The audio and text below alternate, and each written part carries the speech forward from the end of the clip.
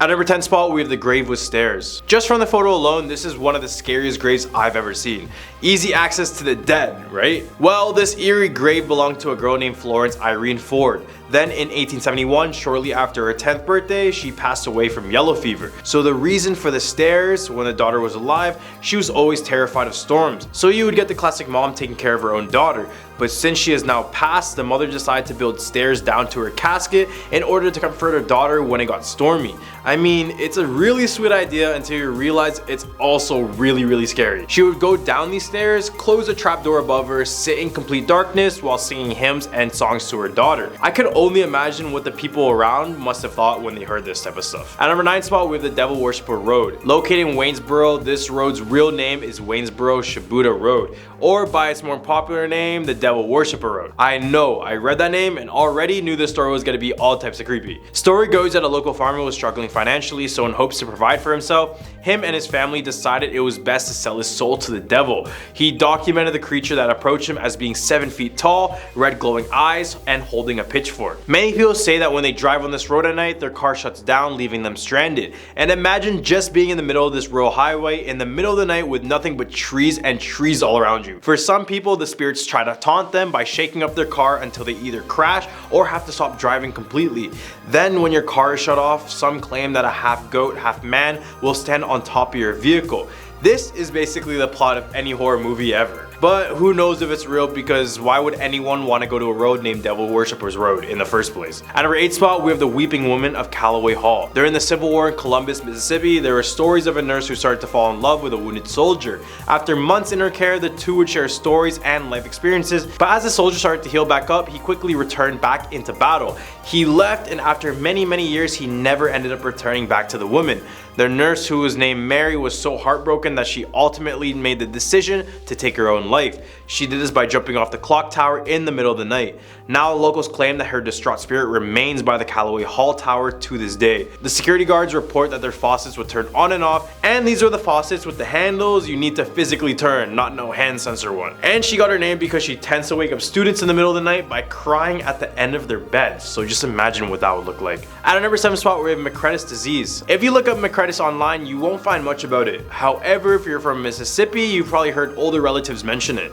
Men back in the day, and sometimes until now, would ingest large amounts of lead, which would make them secrete a chemical and would make the women around them descend into a homicidal rage. For example, women who were the friendliest and happiest would turn into irrational and erratic people. The story started in Europe when a man had an angry mob of women running after him after he ingested a good amount of lead. Finding he couldn't do anything about it, he jumped into the well below freezing river, and with no hesitation, all the girls jumped in and ended up drowning. Then it hit Mississippi when a large group of women became hostile and tried to kill every man in town. I don't know about you, but this is absolutely terrifying, but I'm gonna need more data for this. At number 6 spot, we have Goat Castle. In the August of 1932, Jane Surgic Muriel, better known as Jenny, was found murdered in her home. She had only purchased the home recently, but friends noticed at the moment she got it, she was showing very strange behavior. Many people consider that she was trying to live a hermit lifestyle. By the way, she only had visits from her cousin and suspected lover, Duncan. Shortly after, the two of them would start to have issues with their neighbor, Richard Dana and Octavia Dockery.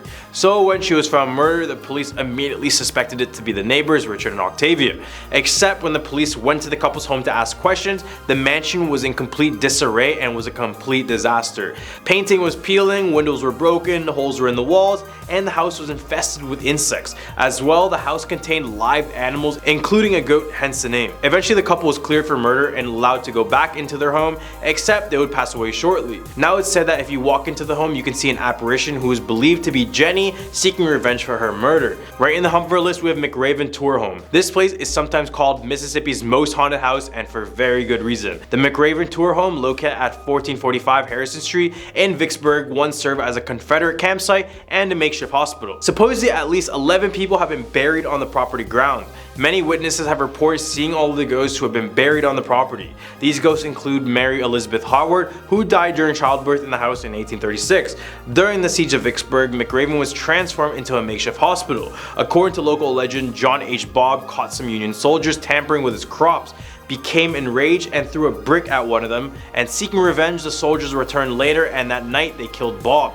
making him the third resident to die at McRaven, which he can also be seen walking around the home to this day. At number 4 spot, we have the Witch of Yazoo gravesite. In the middle of the old historic Glenwood Cemetery, there's a chain link surrounding a grave known as the Witch's Grave. According to local legend, a witch lived on the Yazoo River shoreline. This witch would lure in fishermen to tease and torture them for later. Eventually, the frequency of attacks increased and law enforcement was quickly involved. They eventually caught on to her ways and chased her through the swamps where she half drowned in quicksand. As she sank down, she swore her revenge on Yazoo City and the townspeople, saying, quote, "In 20 years I will return and burn this town to the ground." No one thought of it at the time, and then came May 25th, 1904. The fire of 1904 destroyed more than 200 residents and nearly every business in Yazoo City, which is around 324 buildings in total. The witches' graves also has these chains around them, but apparently they need to be replaced constantly since they continue to be broken off.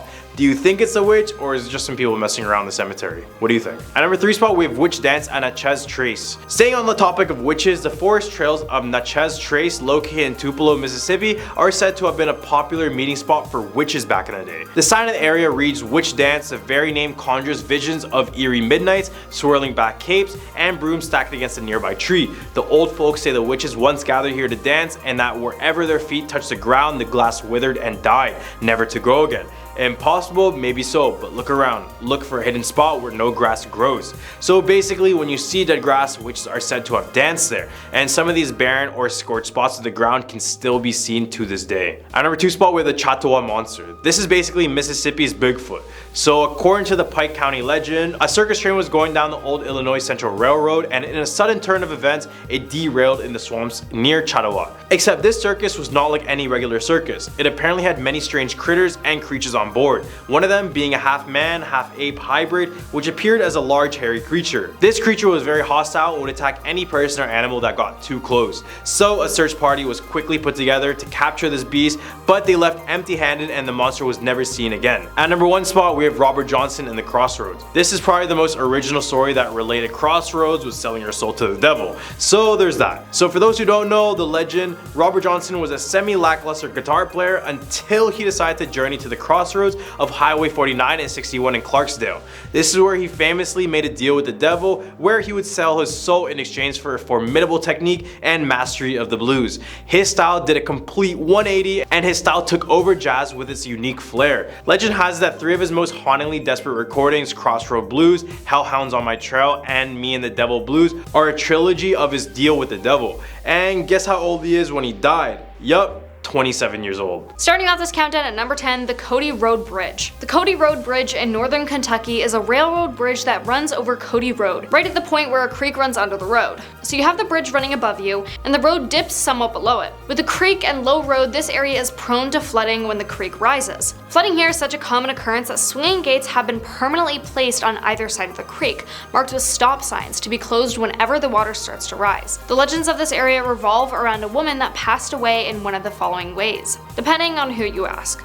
The first one is by taking her own life, either by jumping in front of an oncoming train on the bridge or by jumping from the bridge. The second one is running for help from her burning home that was near the bridge, but got hit by a train in the process. And the last one is getting caught in the current when the road quickly flooded below the bridge, either while in her car or while walking. Reports from this area are often of a woman in white walking the bridge, sometimes crying. Others say yelling for help. Orbs, phantom trains, and disembodied voices are also reported here. Some locals refer to the phantom as pig face, supposedly referring to her injuries after going head to head with the train.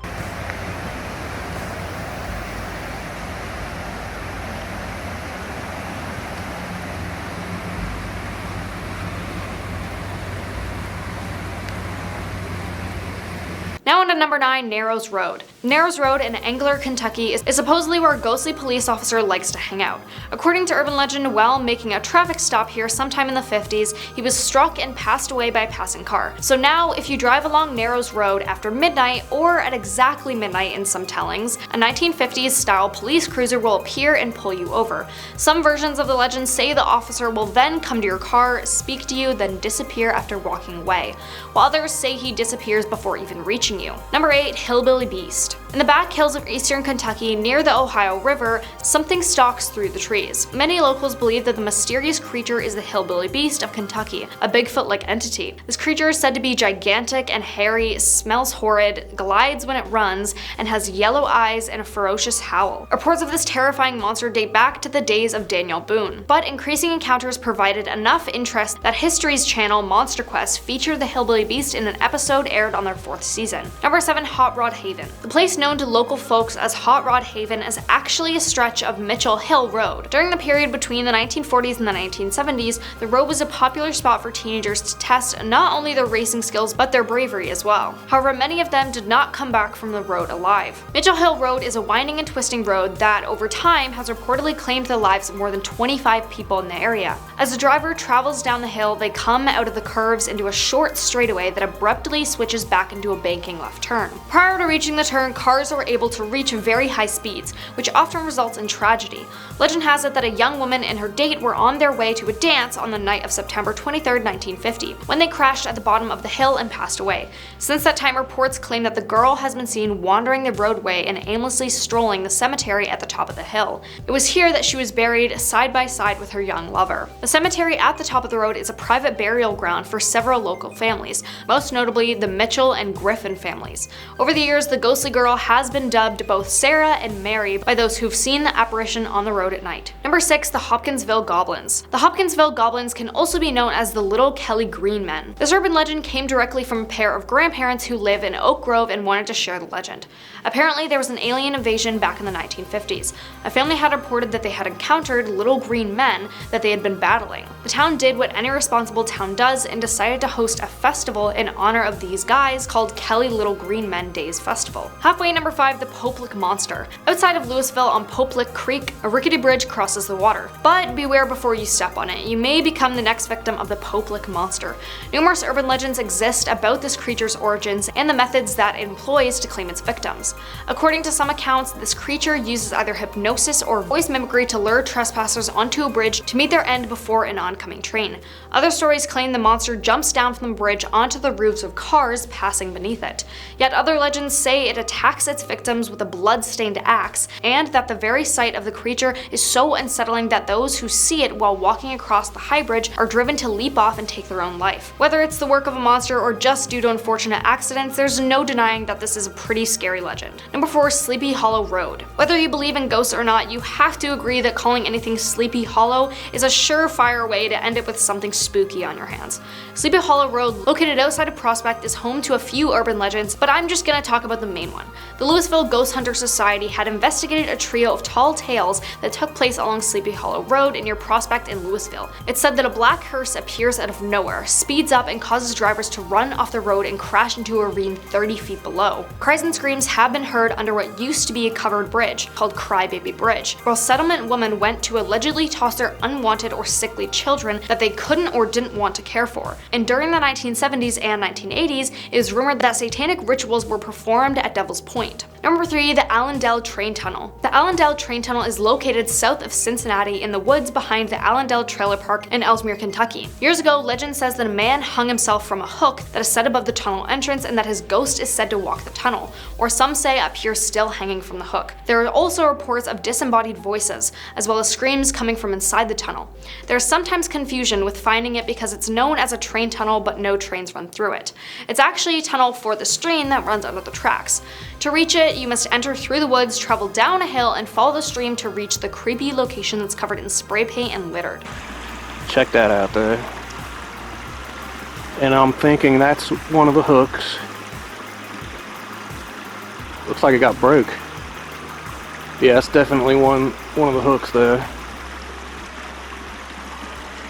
So if someone did hang themselves, why would? Number 2. The Headless Woman. If you go to Louisville's 739-acre Iroquois Park in the middle of the night, you might spot a ghastly apparition. People who live in Kentucky have said to have heard about the Headless Horseman growing up, but not the Headless Woman of Kentucky. According to the legend, she can be found in Iroquois Park in Louisville. The story is told that a farmer's wife was alone while her husband was away on work and her home was attacked by an Indian tribe, and it's said that they took the life of her and her dog. The legend is that she can be seen after dark just as a thick fog rolls in, roaming the grounds and holding her head. Now coming in at number 1, the Witch Girl of Pilot's Knob. Just looking at the pictures of young Mary Evelyn Ford's grave feels a bit unnerving, with a series of interlocking white crosses forming a fence around a pit of gravel and the bars appearing unnaturally bent in some places. Then you hear the alleged backstory. A mother and daughter both accused of witchcraft and burned at the stake in 1916, with the mother's charred remains being carried to a far-off location while the daughter was buried in a steel-lined coffin covered in stone and encased in crosses to prevent her escape. Some have claimed to witness tiny footprints appearing in the gravel, or even a young ghostly figure trying to escape the gravesite. Kid ghosts, as we know, are the creepiest ghosts, no doubt. This is the case that inspired The Exorcist. The Exorcist is a film that will always be remembered for its spinning heads, Holy Spirit! Damien! and its explicit yet somewhat appropriate dialogue. Stick your up her, you mother worthless sucker. Be silent! And it's even funnier to think that the author of the novel that inspired the film, William Blady, started off writing comedy. Little did he know his scary side would produce one of the greatest horror movies of all time. Exorcist was an immediate hit to the box office when it hit theaters in 1973, racking up over $400 million along with winning many Academy Awards, Best Screenplay, and Golden Globe Award, Best Screenplay and Director. With worldwide attention, this led many pockets of fans to find out if they saw on screen was in fact a true story, and unfortunately, it was. It all started in 1940 Maryland when Roland was born into a German family. He was an only child, but as time went on, he eventually formed a bond with his Aunt Harriet. Other than showing Roland the ropes to life, such as riding a bike or learning to save money, she had a very spiritual approach instead. Aunt Harriet felt very connected to the occult and would even go as far as showing Roland a Ouija board in which he showed quick interest in, playing it almost daily at one point. Author Thomas B. Allen wrote a story on Roland Doe, and he claimed that shortly after his Aunt Harriet passed away, the family began to report very strange occurrences from inside of their home. Some of these include scratching sounds from the floors and the walls, constant mold and water damage, and I know what you're thinking, that could just be some simple house issues. Well, that's what the family said at first, until things got a lot worse. Furniture would begin to move on its own, specifically Roland's mattress would move around in the middle of the night, shaking his body with it. Roland claimed that he attempted to contact his deceased aunt via the Ouija board prior to these events, which only made it more reason to believe something supernatural was behind it all. At this point, they knew whatever was happening to him was in fact real, and they needed to do something about it before it just got worse. They seeked out every expert, including medical professionals, psychologists, except it wasn't until they decided to turn to God and ask their local Lutheran minister, Luther Miles Scholz. He was just perfect for the job because he was a firm believer of parapsychology, which is, for those who don't know, the study of alleged psychic phenomena. Even though this was more so related to those who had near-death experiences, Roland's case was far too interesting to not consider. He then decided to conduct his own self-experiment with the boy by taking him to his house to observe his actions, behaviors, and more importantly, what's going on around him. Shortly afterwards, his house became the scene of many alarming events, including unexplained noises, rearranged furniture, and even flying objects. And to back up these claims, there are about 48 witnesses to these events. And after being examined by medical and psychiatric doctors, they offered no explanation to the events, only describing it as supernatural. Scholz knew he was out of his element and offered the advice to seek out a Catholic priest for further assistance. The family was so fearful at this point that they would do anything. They weren't religious, but then they decided to have Roland baptized. Except even this would prove impossible. As he was being baptized, the priests were met with extreme rage, so they decided to stop altogether and just call it. They then went to the local Catholic priest, Father E. Albert Hughes, who just gave them some holy water and candles and just basically told them, yup, good luck guys. After realizing nothing was going to help Roland out and that his conditions were just worsening, they went back to the priest. This is when Father Hughes conducted an exorcism on Roland at Georgetown University Hospital, which is a Jesuit institution. During the exorcism, Roland managed to break free from his restraints and lash out at the priest's arm with a bed spring, causing the ritual to end abruptly. After this, the family then traveled out to St. Louis, Missouri in hopes of finding someone capable of helping Roland. One of Roland's cousins then spoke to his professors at the St. Louis University named Walter Halloran, who then contacted another priest by the name of William S. Boder. These priests agreed to see what's up, and after coming to one of the relatives' homes where Roland was staying, they concluded there was definitely something supernatural going on. They jotted down notes like shaking bed, flying objects, saying the boy was speaking in a growling voice, and even speaking in Latin, which was nothing new at this point, but only further confirmed that the boy was indeed possessed.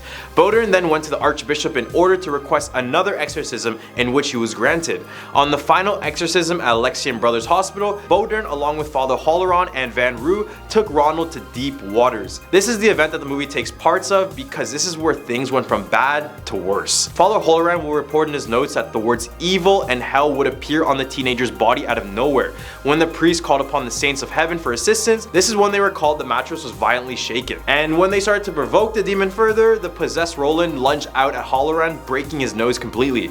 After a while, the priest called upon Saint Michael to expel Satan from his body. 7 minutes later, and Roland would come out of a trance-like state with his first words being, "He's gone." When they asked the boy what he's just experienced, he's claimed to see the vision of Saint Michael vanishing Satan on a great battlefield. However, this is all speculated. Reporters were also all over the case due to the sheer mystery of it all. When they interviewed Father Halloran, he said that Roland Doe was saved and the devil had been expelled from his body. Now, how did the true story align with the movie, The Exorcist? Well, it all started thanks to this article in the Washington Post, which reported in August 1949 that priests have indeed performed an exorcism. However, this would only bring small attention as the article left out many details, including the specifics of the exorcism, the name of the subject, and any solid evidence backing up the claim. It wasn't until William Peter Blatty, the writer I mentioned in the beginning, wrote the novel, The Exorcist. He based the whole premise off the unofficial diaries kept by Father Halloran and Bodern, who were two of the three priests that were present during the exorcism in the first place. The moment the book was released, it was an instant hit, staying on the bestseller list for over 54 weeks straight. The international attention influenced them to create a movie under the same name in 1973. However, as we see now, the movie and the true story have many clear differences. For example, the material turned a teenage boy named Roland into a 12-year-old girl named Regan. Another clear difference to mention is that Roland never turned his head 360 degrees. That was only in the movie.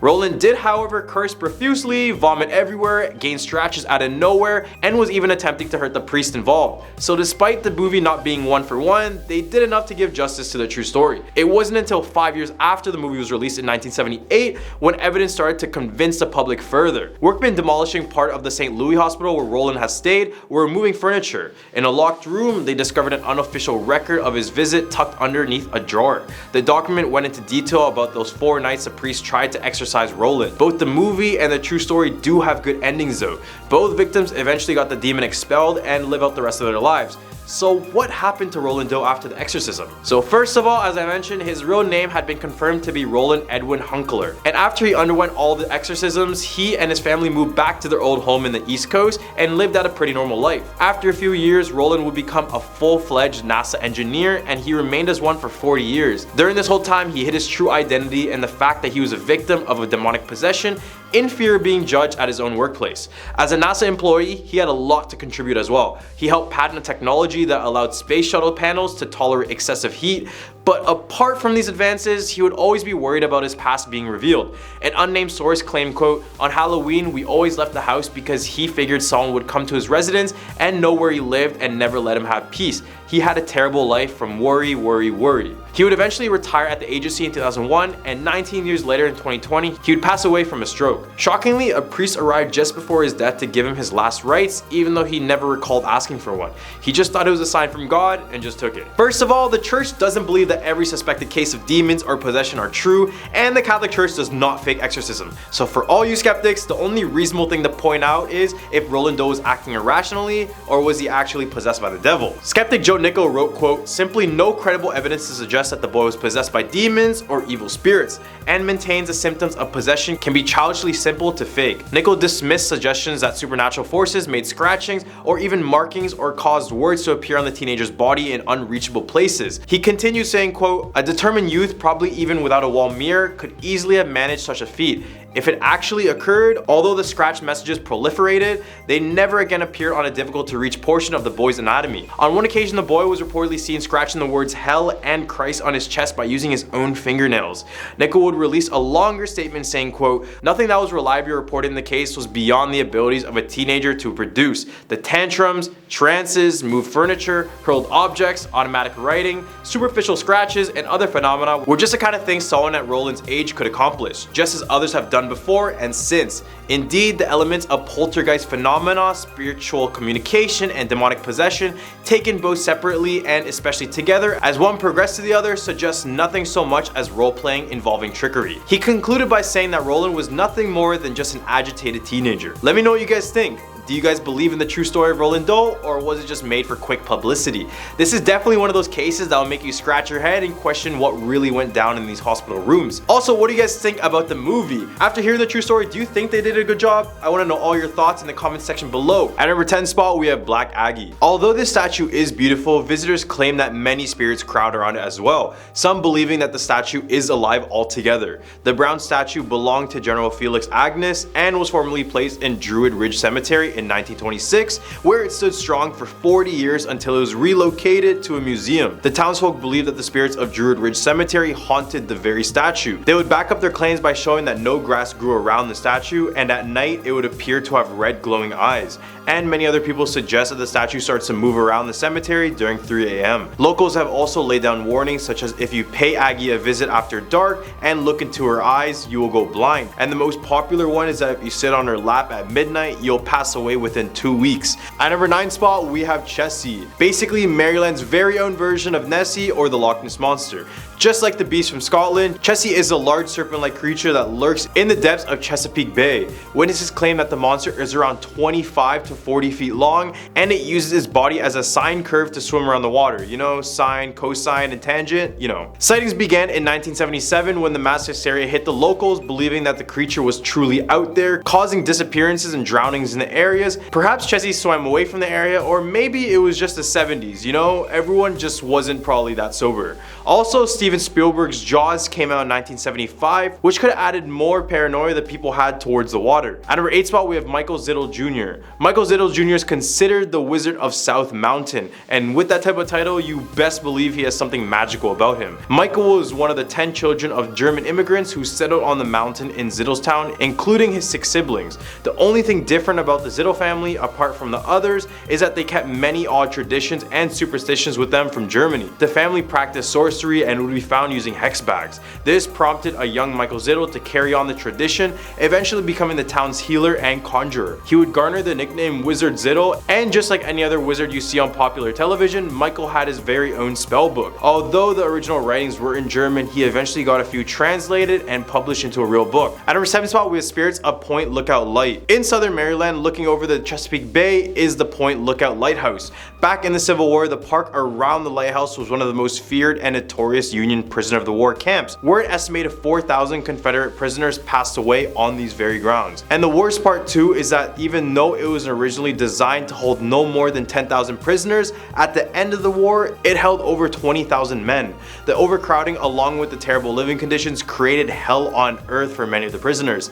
Many would take their own lives, fall gravely ill, or even freeze till they passed away.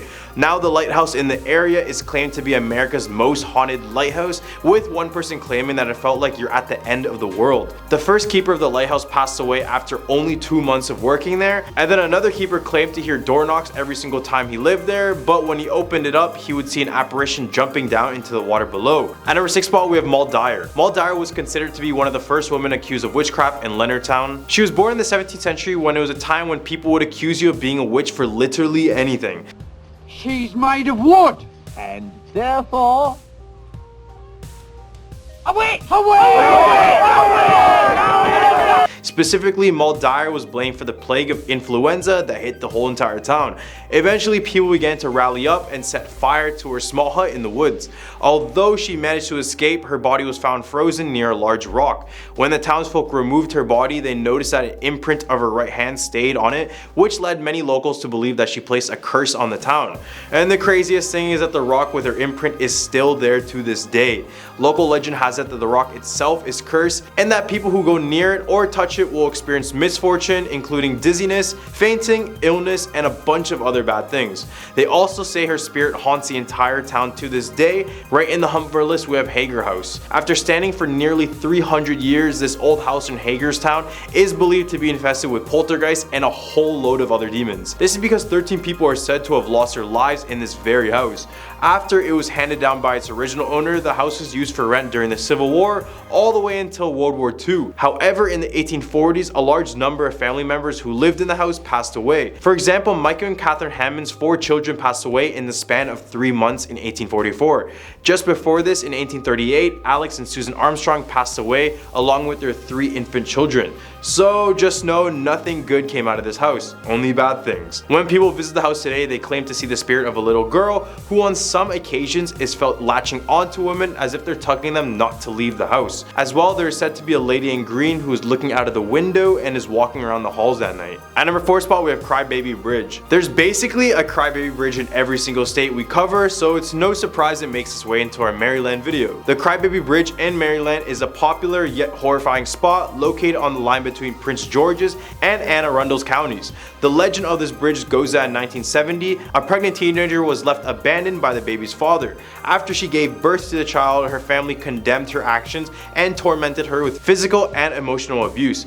After realizing no one has anything nice to say about her, she decides to walk over to this bridge and with her baby, drowns the baby, then proceeds to jump in and take her own life as well. As the name suggests, you're able to hear the baby's faint crying underneath the bridge at night. Others claim to see a set of headlights and a black sedan trailing them after they stop at this bridge. At number 3 spot, we have Snallygaster. Don't be deceived by the odd name, this creature is one of the most confusing and terrifying creatures I've ever mentioned. Said to have resided in Frederick County, the Snallygaster is a dragon-like beast that is described as being a half reptile and a half bird that lives deep in the caves of South Mountain. Apart from its eye-popping looks, the beast is said to be responsible for stealing and eating farm animals and even children. The creature would be a silent killer and would swoop down from the skies, and before you would realize it would snatch you. The Snallygaster would consume its victims by completely draining all of its blood before taking you to its lair to consume you. The last sighting in Fredericktown occurred in March 1909 when 3 men fought the creature outside a railroad station for nearly an hour and a half before chasing it into the woods of Carroll County. However, who knows if this really went down, because I believe this creature of this caliber can easily take on 3 humans, but maybe that's just me. At number 2 spot, we're the Antietam Battlefield. Combine advanced technology with unstructured tactics and poor decision making, and you have the Battle of Antietam, otherwise known as the bloodiest single day in American history. For those who don't know, this is the battle that wounded or took the lives of around 23,000 soldiers, and remember, that's in one single day. The iconic Bloody Lane is a spot where both sides met and fought for their lives. It was a sunken part of the road, and considering it was where the most activity was, it's understandable that many bodies were stacked on this road, hence the name Bloody Lane. Gunfire and the smell of gunpowder have been reported in the area even when there's no one around. At number 1 spot, we have Coffin Rock. Coffin Rock, sometimes called Coffin Hill, was a large flat rock located in the Black Hills Forest in Maryland, about 20 minutes from Burkittsville. The local natives claim that before humanity, a dark energy lived in the area of the forest, so that when natives first entered the area, they were caught off guard, and as a result, a boy was kidnapped and then sacrificed on top of this Coffin Rock. Eventually, the warriors came together and fought back with their full force, but the dark energy was too strong and the entire tribe vanished without a trace. More people believed in this dark force after, in March of 1886, an 8-year-old boy, Robin Weaver, was reported missing in the area. Weeks later, he was found at Coffin Rock completely disemboweled. At a number 10 spot, we have Big Nose George. Born in March 1834, George Pear, more so known as Big Nose George, was a big-time cattle rustler and a highwayman. So in other words, he was up to no good. Then in 1878, him and his gang went on to murder 2 law enforcement officers, and immediately after, every authority figure in Wyoming was after this guy. While he was on the run, he did the great decision to separate from his group members, which is a really smart idea. But Big Nose George had a big mouth. When he was on the run, he decided to hit up a small bar in Miles City, Montana, and here they would get extremely drunk and boast to others in the bar that they did in fact kill 2 law enforcement officers in Wyoming. Eventually, he was arrested. In prison, he would try to plan an escape, only to be met with failure. When news broke out about his attempt to escape, an angry mob of around 200 people rushed into the jail and decided to take his life. After passing, doctors Thomas McGee and John Osborne took his body to study the chemistry of a criminal. Here they would cut out a portion of his head to investigate his brain, but no part went to waste. The cap of his head was used for an ashtray, pen holder, and a doorstop. It didn't stop there though. They then skinned him and then sent the skin to a tannery where he was literally made into a pair of shoes and then a medical bag. What the actual? Number 9, Pedro Mountain's mummy. The Shoshone Indians of Wyoming believed in a race of tiny people and said that they were responsible for the deaths of their comrades with the use of poisonous arrows. They described this race of people to stand from 20 inches to 3 feet tall. These people were known to be very hostile, not only to the natives but to their own kind. It was said that they would take the life of their own people if they became too sick and couldn't help the community anymore. So basically, if you're old, you're dead. After years and years, there was no solid evidence of these little people until 1932, a 14-inch fully formed mummy was found in the San Pedro Mountains near Casper, Wyoming. When they examined the object, they confirmed that it did have a real human remains inside, although it was unclear if it was a native child or if it was a race of little people. Eventually, the mummy would be passed on through different people, but all of them had one thing in common. They would be faced with extreme bad luck as soon as they possessed the mummy, which led many people to believe that it was cursed. It was passed on to a businessman named Yvonne Goodman, who passed away shortly after. Then it was passed on to another businessman, Leonard Walder, who also passed away only a year after having it.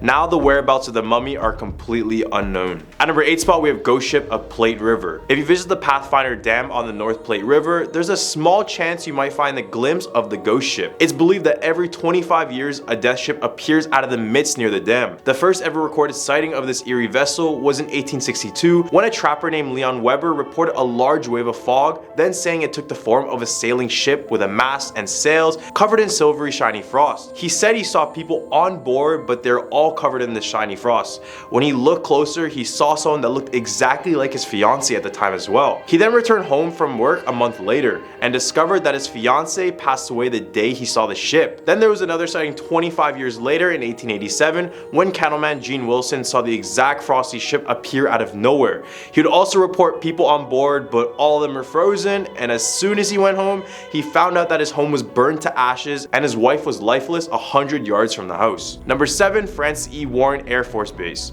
Located 3 miles west of Cheyenne, this Air Force Base was first established as Fort D.A. Russell in 1867. Named in honor of Civil War Brigadier General David A. Russell, it is the oldest continuously active military installation in the Air Force.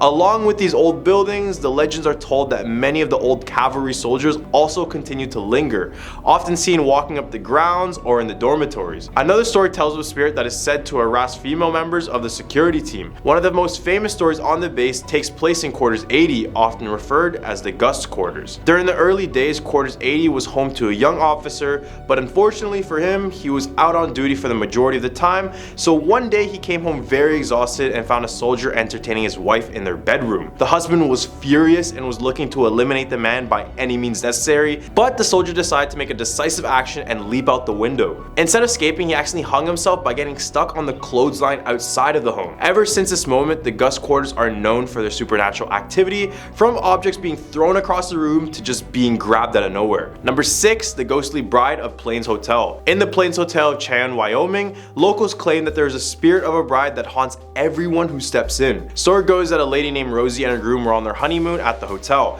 As the night went on, the husband decided to step out and get some drinks at a nearby bar. When Rosie arrived to fetch him, she noticed him walking upstairs with an escort. So of course she was shocked and decided to secretly follow them. This is when Rosie followed them all the way up to the room and in a jealous rage shot both of them with the husband's firearm, taking both of their lives immediately. After this, she would regret her actions and return back to the honeymoon suite to take her own life. Now, if you enter the Plain Hotel, you may be met with apparitions of the 3 people involved in the story. Rosie walks down the halls with a bright blue dress, which would have been the dress for her wedding. In the hump for our list, we have the Devil's Tower. This 1,200-foot tower of rugged rock is known as the Devil's Tower. It is located in northeast Wyoming, and when you look closer in the area, there is nothing that even closely resembles this behemoth. It's very unique in nature as it has all these grooves surrounded all around the rock. Although these can be explained by natural phenomena like a former volcano, Native Americans around the area have a completely different belief. Many claim that back in the day, the natives were being attacked by these gigantic bears, so to defend themselves, they would go up the Devil's Tower and pray to the Great Spirit to save them. They claim this is why the tower had grooves, because it was from the bears trying to claw themselves up on it. Number 4, Wyoming Frontier Prison. Located in Rawlins, Wyoming, the Wyoming Frontier Prison has the reputation of being one of the toughest prisons in the Wild West. Opened in 1901, it housed some of the most violent inmates, featured a dungeon, botched executions, and was known for rampant violence. Now a museum, employees and visitors alike have reported ghostly encounters. There have been apparitions spotted in the cell blocks and reports of a malevolent spirit in the dungeon who has threatened visitors. The prison is so notorious that it was featured on an episode of Travel Channel's Ghost Adventures, and ghost hunters have captured orbs on camera, but let me know what you guys think about that. The museum offers haunted Halloween night tours if you want to have a ghostly encounter of your own. Number 3, Heart Mountain Relocation Center. Starting with an old building originally used for an irrigation project prior to the attack on Pearl Harbor, the Heart Mountain Relocation Center began construction on barracks and facilities to relocate American families of Japanese descent in June 1942. Over the next 3 years, the camp would house over 14,000 people. Just to put that into perspective, if they made this prison a town, it would be the 3rd largest city in Wyoming based on population alone. As World War II occurred, many horrors occurred within as well. Abuse, torture were just some of the things that the Japanese had to go through, with many people passing away as well. It eventually got shut down at the end of the war, but the discrimination towards the Japanese was too big that they couldn't let it go that easily.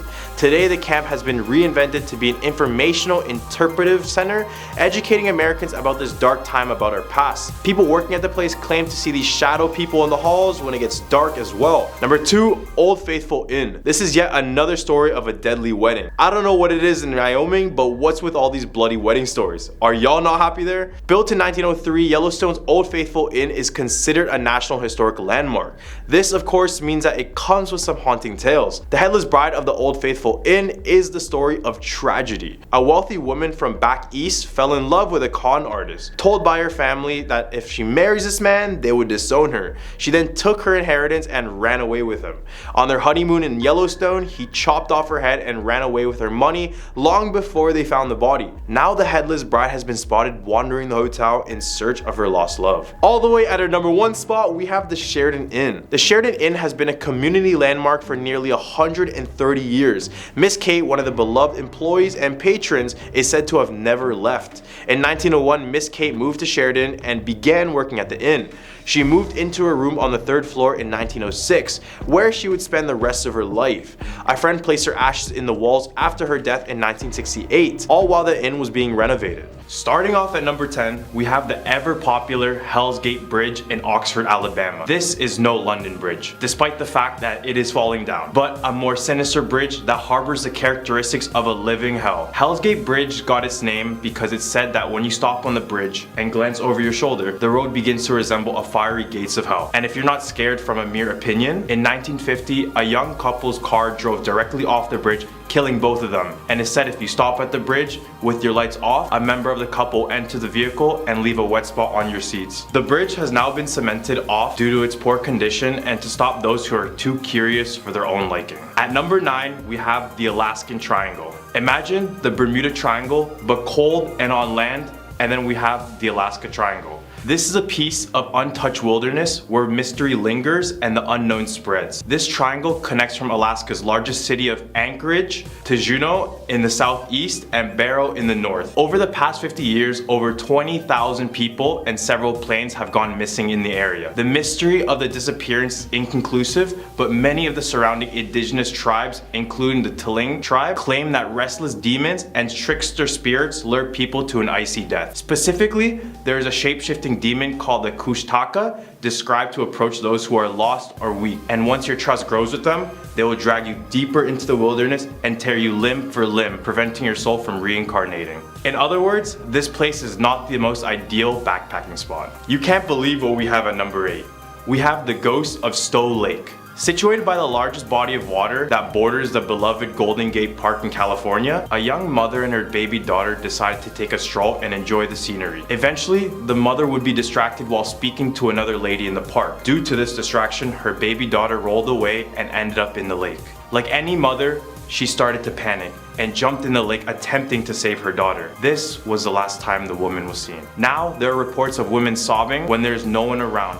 And if that wasn't eerie, some have even reported seeing this woman still looking for her baby in the water. And for a bad idea, you can summon her by saying, white lady, I have your baby," 3 times and she will appear. However, this is not recommended. At number 7, we have Charman. In 1948, in Ojai Valley, located in California, there was a large brush fire which destroyed the majority of the valley along with many homes around the area. This fire's devastation made it impossible for those in the affected area to receive any sort of help, which kick-started this urban legend. During the time of the fire, a man and his son who lived in an isolated cabin in the valley found themselves fighting for their own survival. Their house burned down, the father ended up dying from the fire, and the son acquired several deep burns on their skin. This drove the son completely insane, and with his enraged mindset, he hung his father and skinned all of the burned skin from his body. The son eventually disappeared in the darkness of the woods, and it is said that those who wander carelessly in Ojai Valley will encounter the horribly burned charred man, and he will attempt to tear their skin off, just as he did to his father. Coming in at number 6, we have the Dog Boy. Despite the lighthearted name, its story is truly traumatic. In a small Arkansas town was a child named Gerald Bettis, who was supported by 2 loving parents. However, this love would turn to sour. At a young age, Gerald would kidnap and torture dogs, giving him the name, and eventually would thirst for something more sinister. He would move on to humans, specifically his parents. He ended up torturing his parents by imprisoning them in their own home, keeping them there for years.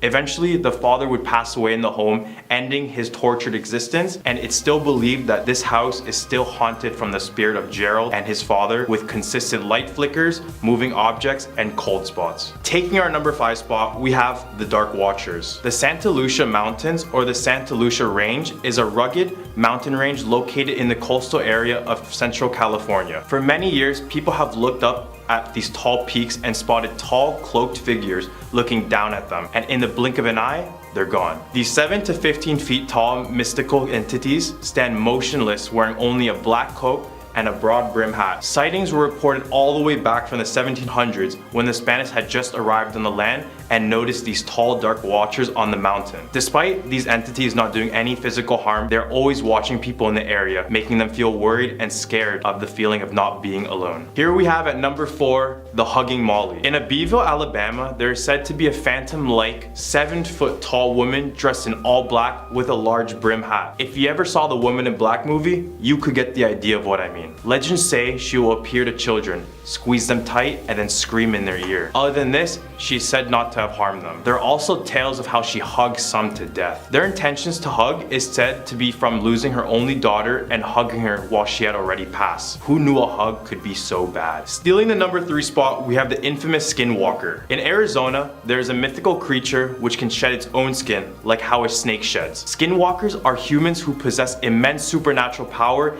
including the power to transform into any animal. According to the legend, these evil beings have the choice to choose any animal they desire, but their most common animal forms are a fox, goat, owl, coyote, cougar, dog, and a wolf. These supernatural beings are said to have started as medicine men who eventually used their powers for evil, turning them to something worse. It is said that powerful skinwalkers have the ability to steal the body of its victims by locking eyes with them. The skinwalker can control that person and become them at will. Once it controls you, it has complete control and has the power to make the victim do things they normally wouldn't do. Skinwalkers are a sign of those who decide to choose evil over good. At our number 2 spot, we have Homie the Clown. In Illinois during the 1990s, there was a clown going by the name of Homie, who would be spotted going through the streets to lure children in his sketchy van. If you ever saw the free candy van meme, this is the unofficial origin story. His name originated from the beloved clown character in the early 90s sketch comedy show named In Living Color, who was an ex-convict who would carry a sock for rebellious children. Except for this clown, children would not get a sock for punishment, but would get something more sinister, more brutal. Eventually, the police would be involved, but would be skeptical about a killer kidnapping clown. Homie the Clown would eventually fizzle out of existence and may still be out there in his van, awaiting unsuspecting children. Finally, at number 1, we have the Riverdale Road. Definitely not the teen drama show Riverdale. There's an 11-mile stretch of road located in Thornton, Colorado, with almost all forms of supernatural reported, from ghostly beings to talking animals to devil worshippers. Just off the road, there's a place called Joggers Hill, where it's said that a car hit a jogger and left him to die, which created a revengeful spirit that is reported to attack any of those who try to enjoy the scenery. On this road, there's also a Camaro that drives around at night with only one headlight on that attempts to race with you. However, this race will be to your death, as this black Camaro is the exact same one in the fatal 1970s car accident that was completely totaled. If this wasn't terrifying enough, the history of this road showed that many slaves were tortured and abused on the farms surrounding the road. And it is said that if you look close enough, you can see the bodies of the hanged slaves in the tree. So next time you take a night ride to relieve your stress, make sure the road you're on is not called Riverdale Road. Starting our list right, we have the ghost of Abraham Lincoln. The ghost of US President Abraham Lincoln, also known as the White House ghost, is said to have haunted the White House since his assassination in 1865. Staff have heard mysterious footsteps in Lincoln's old room, which was odd since no one was in that room. Presidential pets such as Ronald Reagan's would be caught barking at Lincoln's door. First Lady Eleanor Roosevelt also reported feeling Lincoln's presence as she worked in her office in the Lincoln bedroom, as if he were peering over her shoulder. It makes complete sense that they may have seen the ghost of Lincoln, but just in case you forgot, he was brutally assassinated at the conclusion of the Civil War, meaning he had unfinished business, which is a common trend in all ghost stories. Coming in hot at number 9, we have The Thing. In July 1911, Major Archibald Butt, okay, don't laugh, was President Taft's military aide. In a letter to his sister, he stated that the White House is haunted by a ghost of a young boy around the age of 14 to 15 years old. This ghost would be known to all as The Thing. Although very few people saw a glimpse of The Thing, the majority of people in the White House were recalled feeling a slight pressure on their shoulders, as if someone was leaning over them to see what they were doing. Almost all workers at the White House at the time reported the same form of pressure on their shoulders, eventually making it a big issue. The ghostly encounters caused some staff to quit, and others, fully believing in the ghost, questioned the humanity of the ghost.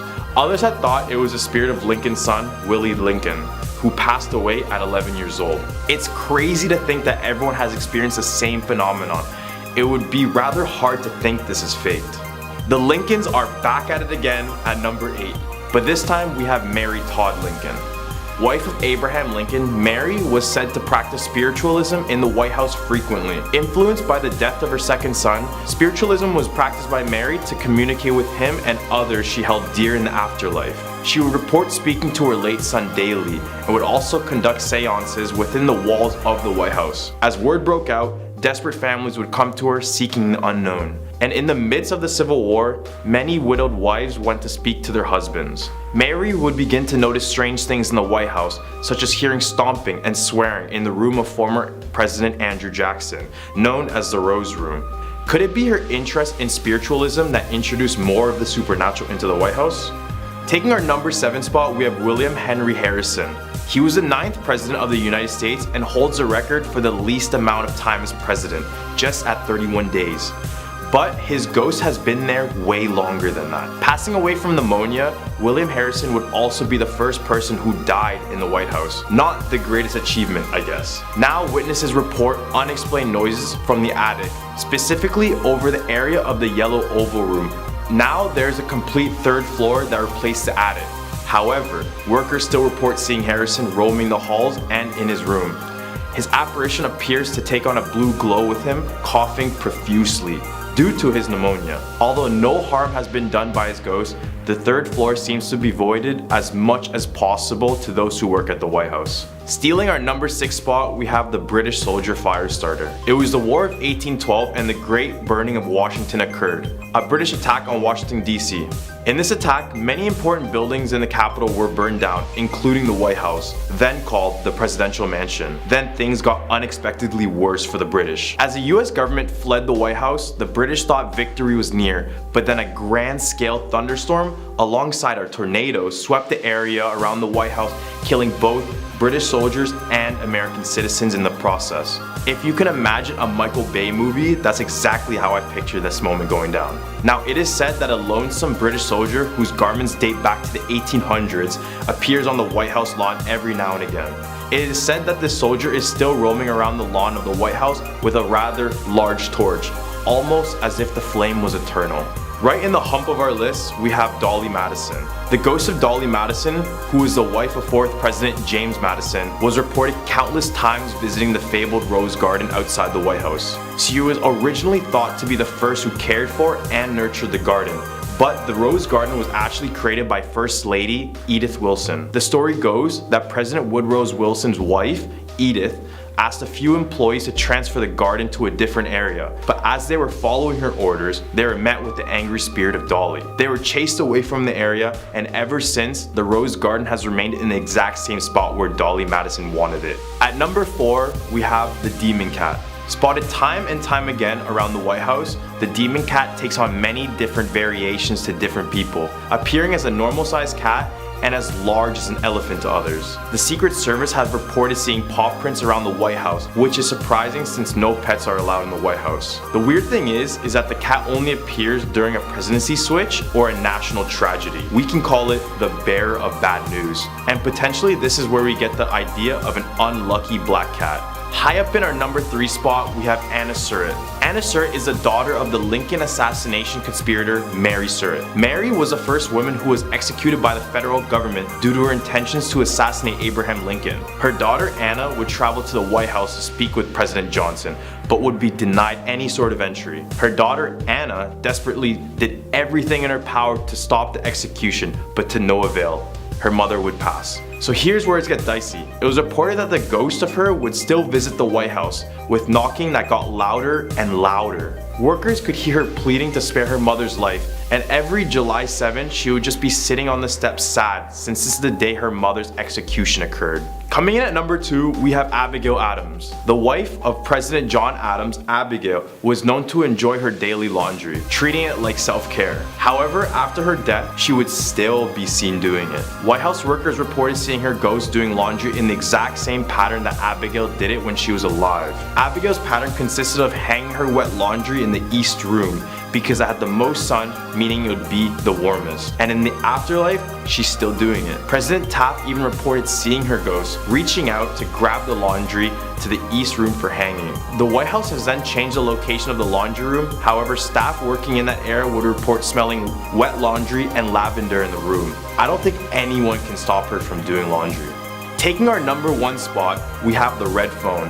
If there was a presidential symbol to showcase power, secrecy, and responsibility, it would be the most infamous red phone. As seen on many movies and shows, the red phone is a supposed direct communication line between Russia and the US. However, the red phone is more of a metaphor rather than a real object. Did you really think a bright, noticeable red phone carried out the most important and sophisticated conversations between the world's largest superpowers? Instead, secure lines with encrypted messages were used for communication. The red phone instead resembled the security between Russia and the US, and the myth of the red phone rose when nuclear buttons would be painted red, and people would begin associating the two with one another.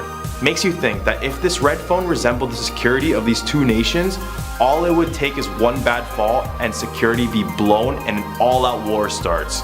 Just kidding, let's hope not. At a number 10 spot, we have the Devil's Chair. I mean, just by listening to the name, you already know there is zero goodness in this chair. So numerous physics and clairvoyants meet up year-round in Cassadaga, Florida, which is known as the state's spiritual hub to showcase their talents. Specifically, they meet up in Lake Helen Cemetery. As expected, this spiritual retreat is a hive of spiritual activity, but one place in particular is said to give you the shivers. The Devil's Chair of Cassadaga is a big brick chair, and it's so-called haunted because many locals think that if you sit in it late at night when no one is present, the devil will come and visit you. The chair is said to be the way for the devil to communicate with you, but the odd thing is that the devil actually enjoys a cold one, you know, a beer. It's said that if you leave an open beer on this chair, it will be empty in the morning. So just to be sure, make sure you don't take a little rest in the cemetery, because it could be a terrifying experience. Now at number 9, the Florida skunk ape, also known as the swamp cabbage man. The stink ape has been said to inhabit Florida, North Carolina, and Arkansas. The stories date back to the 60s and 70s, during the time of the Bigfoot mania, when the ape-like creature running on 2 legs was spotted in South Florida. The creature gets its name from its pungent odor, said to be a byproduct of living alongside alligators and other swamp inhabitants. There's actually an official skunk ape research headquarters in Okeechobee, where a researcher collects and investigates reports of swamp ape sightings. At number 8 spot, we have the grave of the Tallahassee Witch. The Old City Cemetery in Tallahassee, Florida is not your regular graveyard. In this cemetery lies a supposed witch. Yes, a real witch. The witch went by the name of Elizabeth Budd Graham, or Bessie, who was only 23 when she passed away in 1889. Her tombstone is the most expensive and the most noticeable. It has this nice stone wall with large granite vases, sculpted feathers, and a cross inside of a crown. The legend goes that Elizabeth bewitched a wealthy man into marrying her, and this is why her tombstone looks like this. The scary thing is that her tomb has a dark witch references chiseled all around the stones. A lot of the writing is written in unique poem-like fashion, but some witch references she made was doubly dead, which means that a witch can only be dead once and killed twice. Others who visit the tombstone report feelings of unease,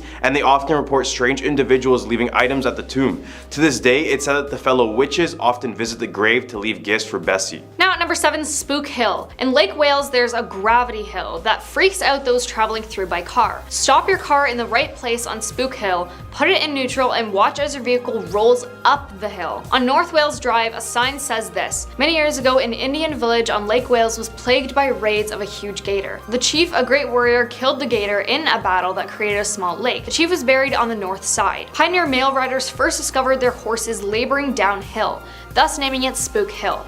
When the road was paved, cars coasted uphill. Is this the gator seeking revenge, or is the chief still trying to protect his land? At a number 6 spot, we have Robert the Doll. Now, I did a whole top 10 on this haunted doll, so go check it out in the other video if you haven't already. For those staying and don't know him, the story of Robert the Doll dates back to the early 1900s in Key West, Florida.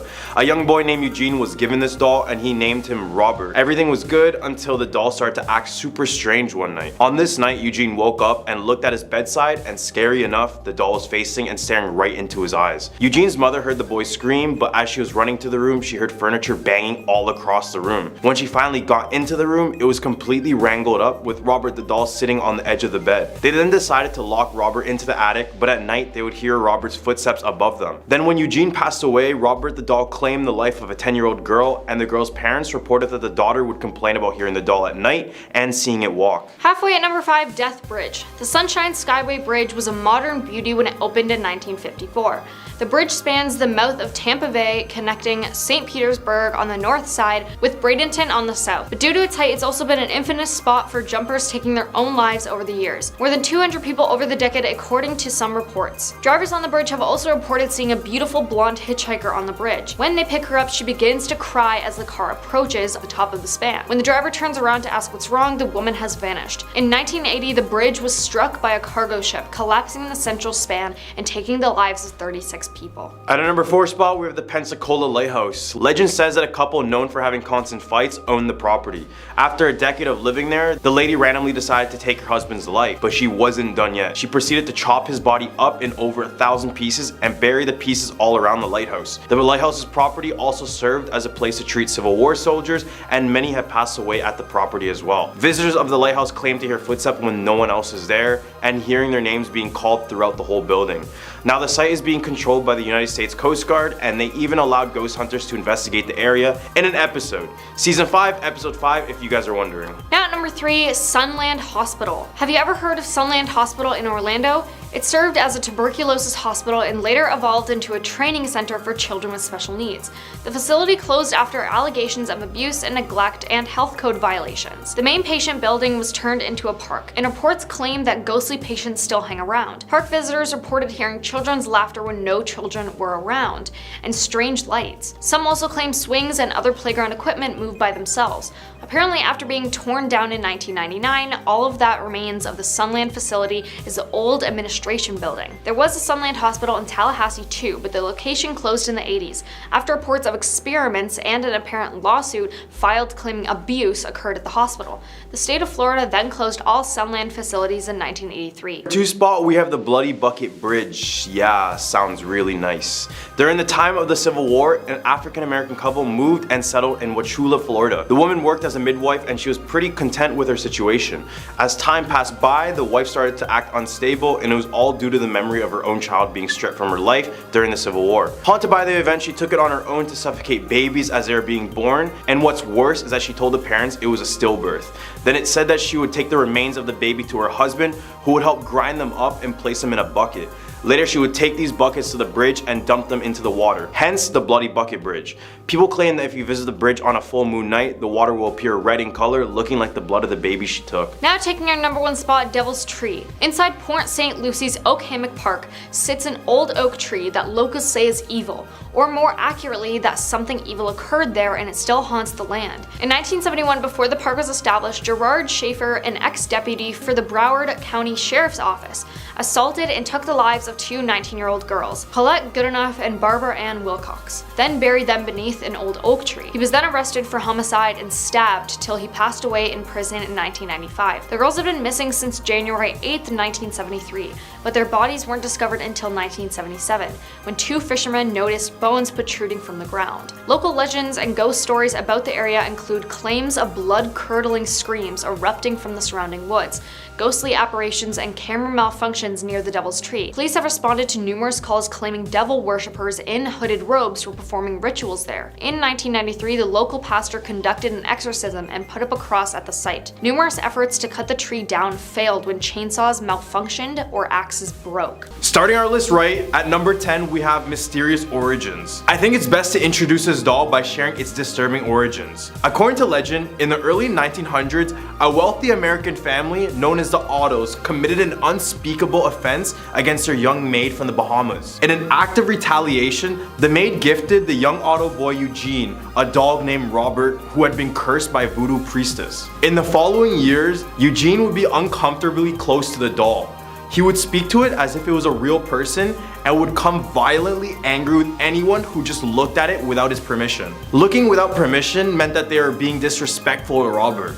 And on top of that, most of the Otto family friends stopped visiting, claiming to have seen the doll move by itself or having heard it giggle and laugh in the dead of night. The family had enough and decided to send the doll to a museum where many people believe that visiting the doll is a reason for their personal tragedies. And it's to be noted that you should not view it without his permission or take any photos, or else misfortune will find you. At our number 9 spot, we have It's the Same Company that invented the teddy bear. As mentioned before, he was a handmade doll, but many don't know that Robert was built in the same company that created the first ever teddy bear, showing that evil and good can exist in the same place. But this kind of makes me think of teddy bears differently, especially when the company that made the teddy bear was also one who made one of the most cursed objects in the world. The company's name is Steve Company, which was located in Germany. They created the teddy bear in honor of Theodore Roosevelt, but for Robert, they didn't intend to release him at all, and said he was a part of a window display of clown and gestures. Well, I guess the joke's on us. Stealing our number 8 spot, we have Robert is possessed. So it's widely believed that the doll is in fact possessed. They place the blame on the person who originally gave the doll to Eugene Otto, which was the servant who worked for the family. It's reported that she was abused and mistreated by the family, which led her to cursing the doll using voodoo and black magic. The doll would consume Eugene and would often be caught talking and painting with the doll until his death in 1974. The doll seemed to be possessed before his death, but after, it only got worse. And that's where we'll get onto our next point. Onto our next point, at number 7, we have Myrtle Reuter. When Eugene Otto died in 1974, his doll and the house were the only things that he left behind. So eventually the artist's house was purchased by Myrtle Reuter, who was also granted the task to take care of Robert the doll. In addition to sourceless footsteps and giggling, Reuter and her visitors reported seeing Robert's facial expressions change whenever his owner Gene was mentioned. They also swore he had the ability to move between different rooms of the house without any help.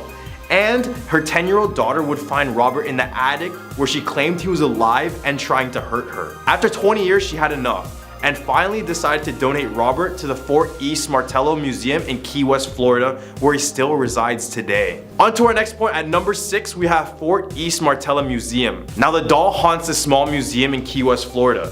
It now haunts the entire building, and it's said that school children walking by outside report seeing Robert move from window to window. Staff at the museum claim that Robert has been found in different positions within his case. That footsteps have been heard around the museum at night with no apparent explanation for the noise, and that Robert's expression has been known to change from neutral to nasty in a blink of an eye. Visitors in the museum take precaution before meeting Robert. It's said that you need to speak to him in a polite way. You need to ask his permission to photograph him and to treat him with the most utmost respect. The walls around him are littered with apologies from guests for their behavior. That's literally how much people fear his ability to curse others. This is because many visitors who don't respect Robert claim they face dreadful misfortune, such as getting into accidents, losing relationship, illnesses and disease. So these apologies are actually for good reason. Right in the hump of our list, we have Don't Get Robert Mad. Now that we mentioned that he's currently in the Fort East Martello Museum, I think it's best to know that his terror didn't stop there. It only continued at a grander scale. One Reddit user named Dun Myth was with his wife and son when they decided to take a trip to Key West. They had heard about Robert in the past, so just because they were passing through, it just made sense to take a visit. The man's wife was superstitious and was very nervous when approaching Robert. On the other hand, the man was not nice about it and decided to tease her about it, which in hindsight, he knew that he pissed Robert off. Once they finished, and as they were leaving, they noticed that their car wouldn't start. It's also good to mention that this car was a luxury car, bought new, and was less than a year old. But when the mechanic came, the battery connectors just crumbled because they were that corroded.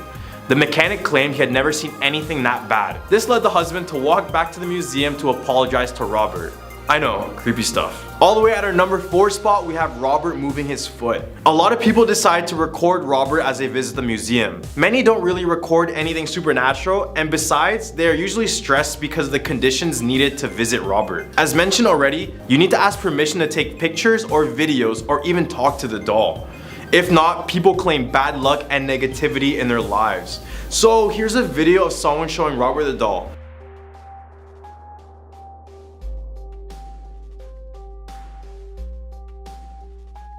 Although it's unconfirmed if they ask for permission, it's super eerie the way Robert just moves. Right at our number 3 spot, we have Robert inflicts pain. Just one more museum encounter for our list, I promise. Reddit user Taiji Lu talked about his tragic encounter with Robert the doll.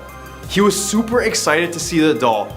A kid in the candy shop is how he described it. He reported feeling heavy the moment he was in the same room as Robert, and he even claimed to see apparitions in the corner of his eyes. The user took a photo of Robert, and once he started to tell the story to one of his friends, the atmosphere changed and he felt sick to the stomach.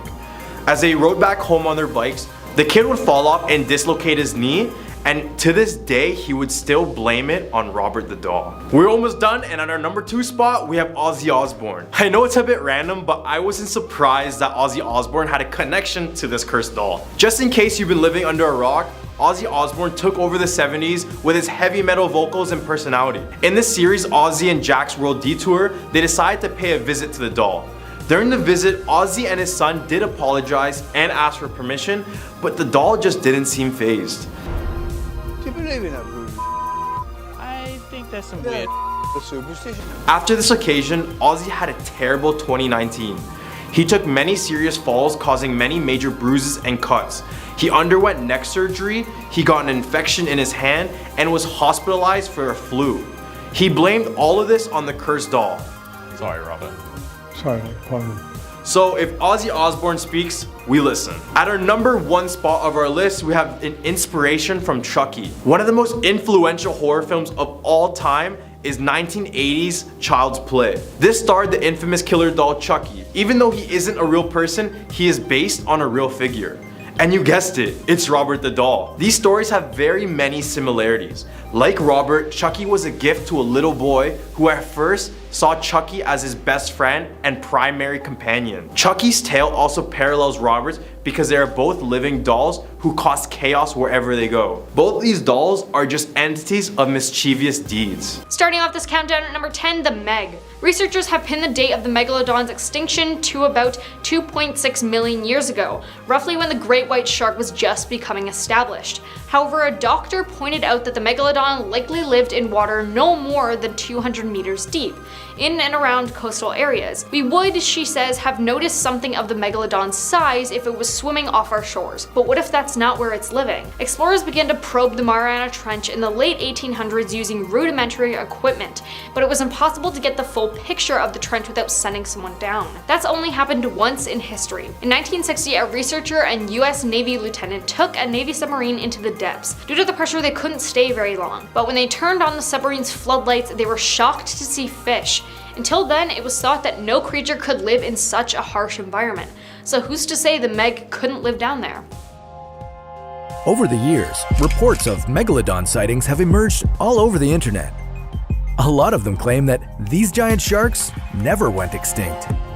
that they've just been hiding in the deepest part of the ocean, the Mariana Trench. Now at number 9, new whale. In 2016, marine biologists studying the Mariana Trench heard a strange sound of unknown origin and started recording. Although the recording is only a few seconds long, experts detected a slightly metallic quality to it, and many speculated that the noise was not natural. After months of analysis, however, the scientists believed they found the source of the noise. It's currently theorized that the sound, which marine biologists call a biotwang, is the low-frequency call of a new type of baleen whale. However, that's just one theory. Others say it's still a whale, however, it's got shark-like teeth and has mutated into something unimaginable. Here at number 8, sea devil anglerfish. If a fish has the word devil in its name, it's a safe bet that it's going to be freaky, and sea devil anglerfish does not disappoint. It features a whole list of interesting, strange characteristics. As its name strongly hints, this is a fish that would have swum up straight from hell, with its weird body, razor-like teeth, and cold death stare. Although they're bizarre and scary looking, at least they're not huge. Females generally top out at 8 inches long, and the males are much smaller, at maybe an inch long or so. As an anglerfish, the sea devil doesn't dart after its prey. Instead, it has a protrusion from its forehead that dangles a glowing lure to attract unlucky animals. With its huge gaping jaws, the sea devil can actually devour creatures larger than itself. We believe that this is the first video footage ever made of this species, alive and at depth. Eyes of this angler are quite small. In their dark habitat, anglerfish rely more on feeling the movements of other animals in the water around them than on vision. The tiny pale dots you see along the sides of the fish and on its head are organs very sensitive to the slightest movements, and they function very effectively.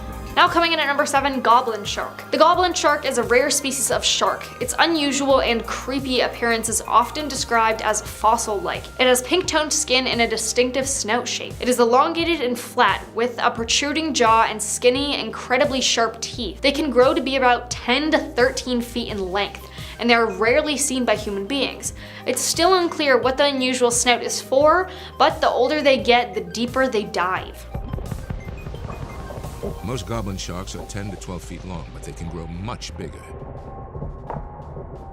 Here at number 6, telescope octopus. The telescope octopus is a transparent 8-armed octopus that is almost entirely colorless. Their arms are the same size, and they are the only octopus to have tubular eyes. It is incredibly unusual to observe and was originally documented by Dr. William Evans in 1885. The octopus is a rare species, meaning there is little that scientists and the general public know about the marine creature, but it's believed to be a close relative of the glass octopus. These eyes provide a wider peripheral vision so that the octopus can see predators and prey alike. Those eyes can also rotate. Talk about scary. Halfway at number 5, fang-toothed fish. These fish could be straight out of a horror movie and are named after their scary teeth that, in relation to their body size, are the largest in the ocean. Special pouches on the roof of its mouth prevent the teeth from piercing the fish's brain when its mouth is closed.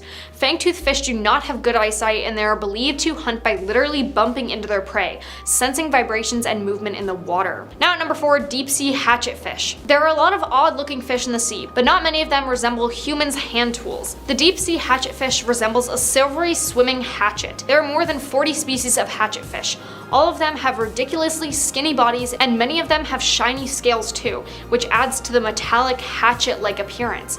They are small fish, and even the biggest types to grow only to about 6 inches long. Their delicate looks contradict their serious ruggedness, because these fish are found in depths pushing nearly 5,000 feet. Hatchetfish have bioluminescent bodies, and they can alter the brightness of their glow depending on how much light is filtering from above. In doing so, they're counter-illuminating their bodies in a clever camouflage technique.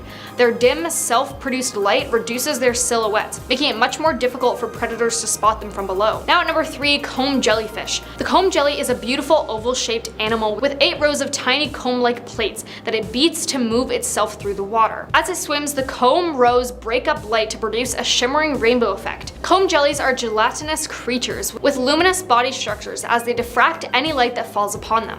They use their comb-like plates to move around in the water. While they please the eyesight, these underwater marvels are vicious predators, even attacking their own kind sometimes. Some may be as tiny as a few millimeters, ranging up to nearly 5 feet long. Found around 3,000 feet down are the comb jellies.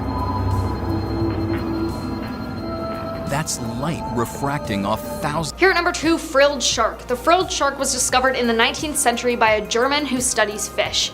It is often referred to as a living fossil due to its eerie appearance and the shape of its mouth. The shark has an eel-like body that's dark brown and gray in color, and the articulation of the jaws to the head. The shark derives its name from 6 rows of frilly gills that grace its body, which grows up to 6 feet long. Just as notably, the shark wields more than 20 rows of wicked, trident-shaped teeth that will tear into any bit of flesh that passes near them.